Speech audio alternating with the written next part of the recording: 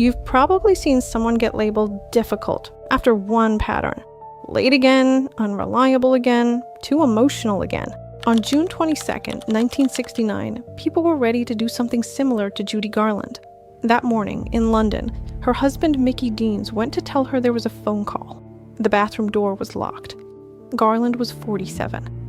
Later, the coroner described her death as an accidental, incautious self-overdosage of sleeping tablets, not a proven suicide.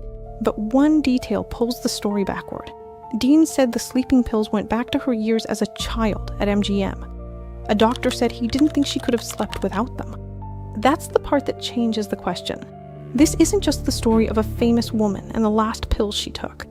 It's the story of a child star who became useful before she became free.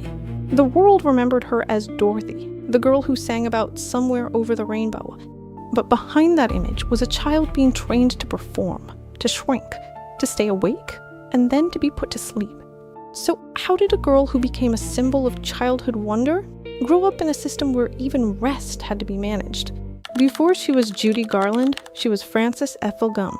She was born in Grand Rapids, Minnesota in 1922. By 1924, she was already on stage.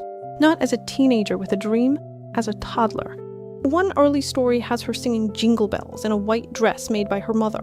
She sang it again and again until her father finally had to lead her off the stage. That detail matters because it shows where the pattern began. The stage wasn't something she discovered later. It was there almost from the start.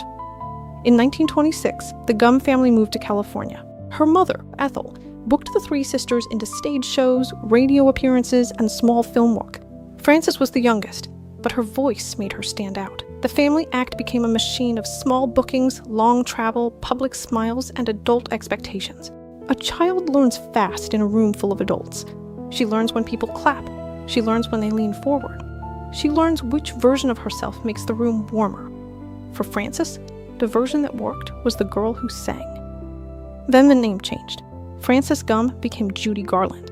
A private child became a public product. In 1935, MGM signed her to a long-term contract.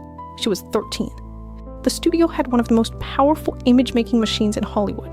And now, that machine had a child with a huge voice and no clear place to put her.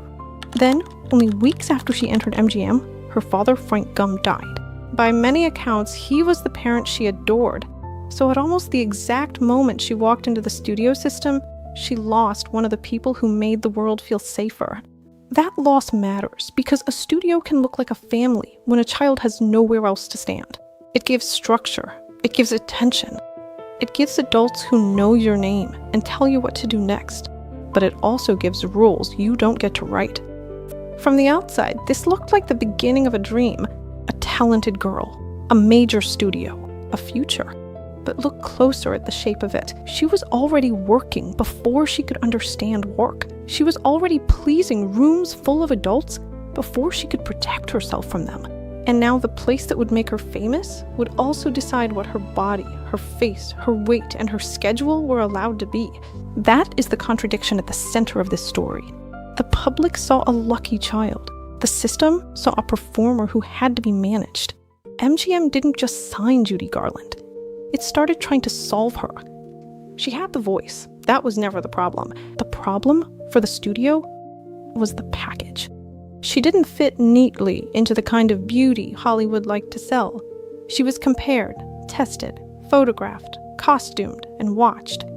In 1936, she appeared in the short film Every Sunday with Deanna Durbin, another young singer.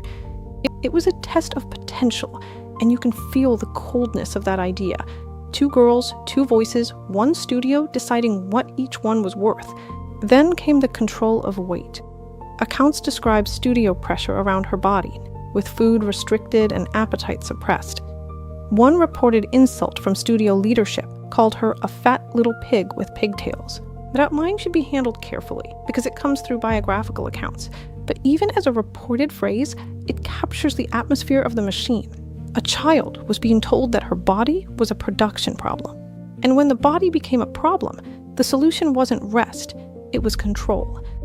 Later accounts describe pills for energy and pills for sleep. Garland herself later described a cycle with Mickey Rooney: stimulants to keep going, sleeping pills to knock them out. get another wake-up after only a few hours. Maybe you've seen a smaller version of this. Not pills, not a studio, but a life where exhaustion is treated as an obstacle instead of information. In 1938, Garland began filming The Wizard of Oz. She was 16. On screen, she became Dorothy, the girl in a story about home, safety, and longing.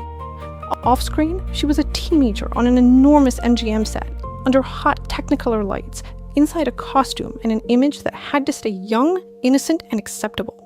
Even the costume tells the quieter part of the story. The Dorothy dress later became a piece of American film history, something people look at with affection. But as an object, it also points back to labor. Fabric pulled at the shoulders, repairs made by studio hands, a body shaped to fit the character people needed to believe in. The song Over the Rainbow almost didn't stay in the film. Later, it became the song people attached to her forever. That is the strange cruelty of the contrast. The public heard a young girl sing about a place where trouble melts away. The girl singing it was already living inside a system that made trouble part of the schedule. Success didn't free her from the image. It locked the image in. By 1943, Judy Garland was 21. She had been under contract since she was 13. She had already made film after film for MGM, many of them keeping her close to the girl next door image. She wanted adult roles, but the studio still needed the version of her that audiences recognized. During Meet Me in St. Louis, the strain became harder to hide. Rehearsals started, Garland was late. Not once, again and again. On the first shooting day, she was an hour and 16 minutes late. Mary Astor, who played her mother in the film, finally confronted her.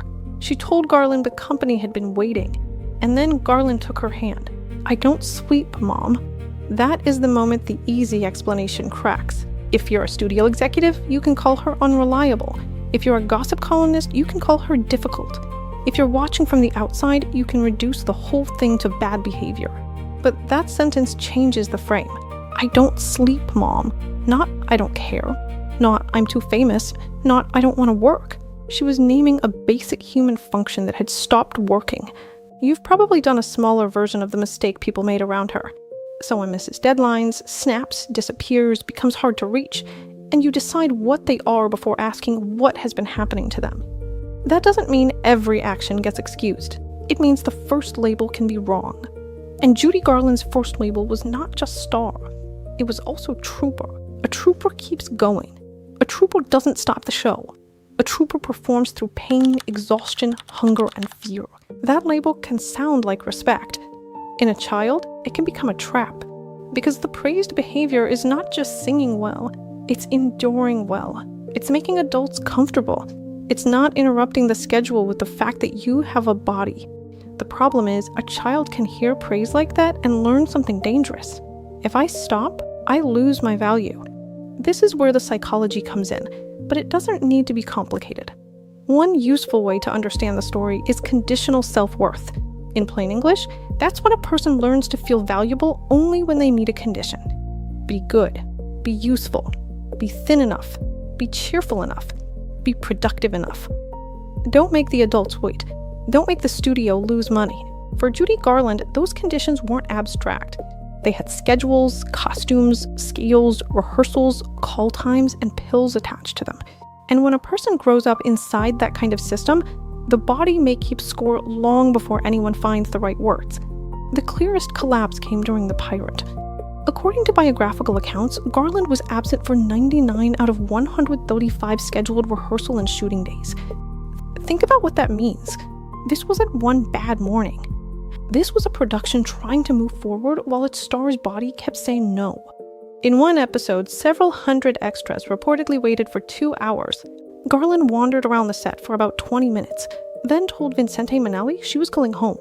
In another scene near an open fire, she cried out, "I'm going to burn to death." Again, the easy explanation was available. Difficult, unprofessional, unstable. But the public story was too small.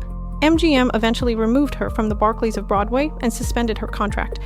Then came one of the coldest details in the whole story.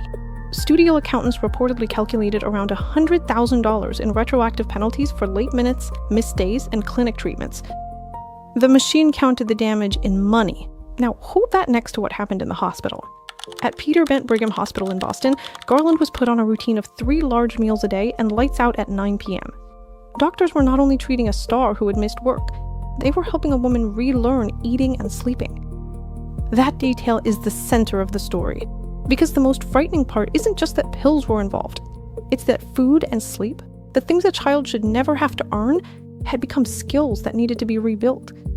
Psychologists also have a name for another piece of this: the fundamental attribution error. It means we often explain someone's behavior by who we think they are, instead of asking what situation might be shaping them. With Garland, that error was everywhere. People saw lateness. They saw absence. They saw emotional scenes on set.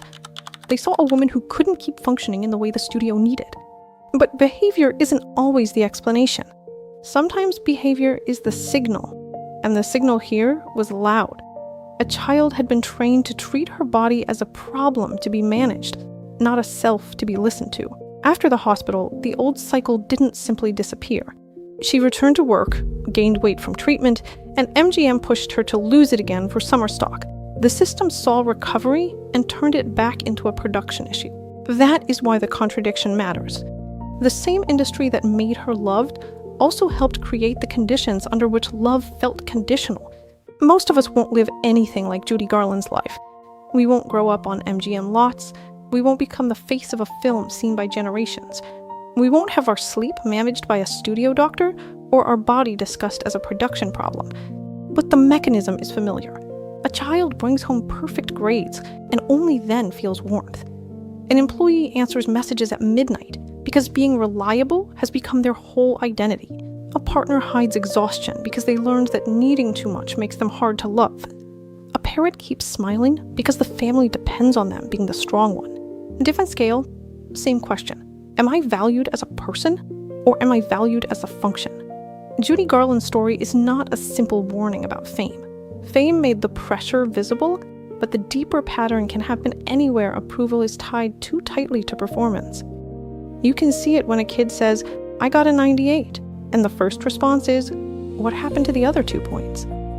You can see it when a workplace praises burnout as loyalty. You can see it when someone becomes the funny one, the calm one, the useful one, and starts to believe they don't have permission to be anything else.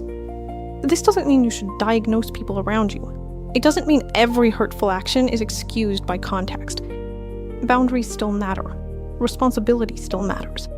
But maybe the first question shouldn't always be, why are they like this? Maybe it should be, what have they been forced to become useful for? That shift matters because it can stop us from turning a signal into a judgment too quickly. The world remembered Judy Garland as the girl who sang about home. The harder truth is that for much of her life, even rest didn't feel like home. It had to be scheduled, medicated, interrupted, and later relearned. So here's the question to leave with.